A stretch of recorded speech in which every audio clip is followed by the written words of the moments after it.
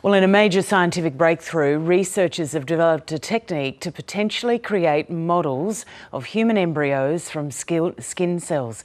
The international team, including Monash University, believe their work could advance treatments for infertility, as well as neonatal and genetic conditions like cystic fibrosis. Very exciting development indeed. John Carroll is the Director and Dean at the Monash Biomedicine Discovery Institute. He joins us now in the studio. John, very good morning to you. Good morning. Now, assuming that most of our viewers aren't doctors nor scientists, explain in as many practical terms as you can what has happened here. Yeah, so look, thanks for it. This is really a remarkable achievement by Jose Polo and his team at Monash.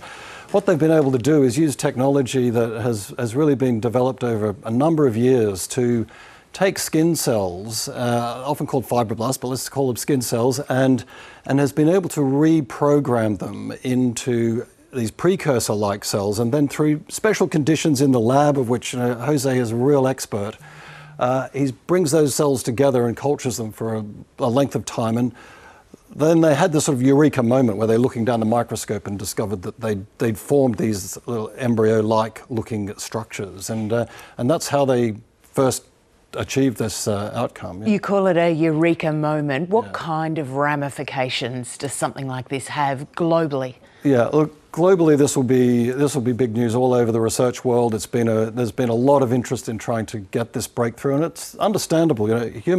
How we develop as humans is a really is a fascinating question, and so what they've been able to do is being able to provide us with a little window into how that works. And it's obviously a very challenging area to work on normally, and almost impossible, because human embryos are very rare. We can't get, you can't do research on embryos. They're used for infertility treatment all the time, and that's wonderful.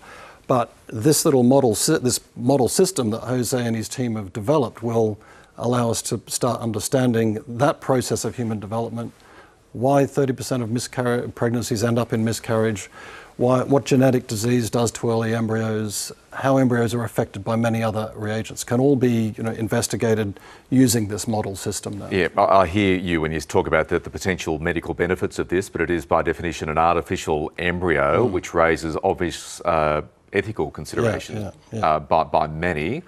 What do you say to that, and what do you say to those people who are worried about where this might lead? Yeah, look, I think this is a very good question. It's one reason why I'm very keen to be talking about it and communicate as much as we can about it. So it is a question that needs to be looked at. But this is really an in vitro model.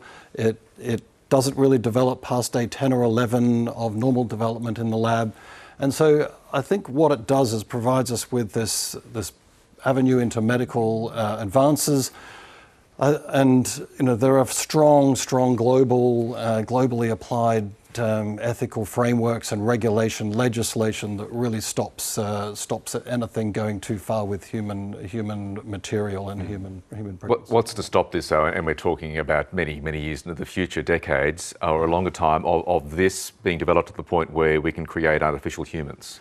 Well, look, I think embryo development is a remarkably challenging process. We have an egg and a sperm come together, and in that has all the messages necessary to form an embryo. These cellular models that are made from skin cells, they have a lot of ability to go through this particular stage of development, but really there's too much complexity in there at the moment to really get it.